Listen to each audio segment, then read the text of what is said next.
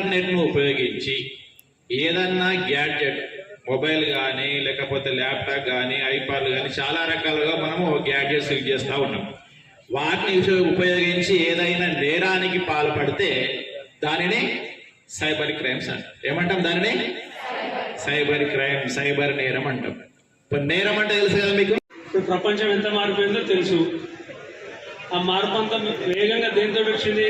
Communication వ్యవస్థతో వచ్చింది. Communication వ్యవస్థకు బేసు ఇంటర్నెట్. ఇంటర్నెట్ వల్ల మనకు చాలా లాభాలు. కేవలం మన అమాయకత్వంతో ఫస్ట్, రెండోది అత్యాశతో. ఈ రెండు లేకుంటే తెలియదక్కువ వాళ్ళనే వాళ్ళు ట్రాప్ చేస్తారు, లేదంటే అమాయకత్వం, అత్యాశ.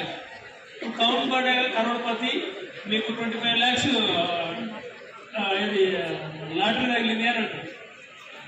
వస్తాయా మీకు మెసేజ్?